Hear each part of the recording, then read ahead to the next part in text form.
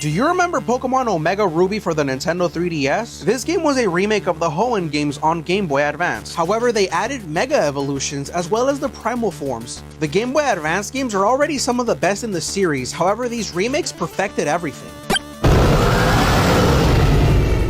Omega Ruby and its counterpart Alpha Sapphire were released in November of 2014 for the Nintendo 3DS. These were released for the 6th generation of Pokemon along with Pokemon X and Y. The Hoenn games were now playable in 3D, and they added a bunch of new features. For one, the fairy types were now a thing since they were added in Pokemon X and Y just 1 year earlier. On top of that, Mega Evolutions were added into this game, which were a very nice addition and have been a fan favorite ever since. This added a lot more strategy into the game since the starters were now a lot more powerful, and evolving too early could sometimes make or break the game. For example, Mega Sceptile gave it the dragon typing, which made it resist water and grass type moves. However, in doing so, it also made it twice as weak to ice type moves, so the strategy was key, and if you had the lightning rod ability, then it was also completely immune to lightning. The game also gave us Mega Latios and Mega Latias depending on which game you chose.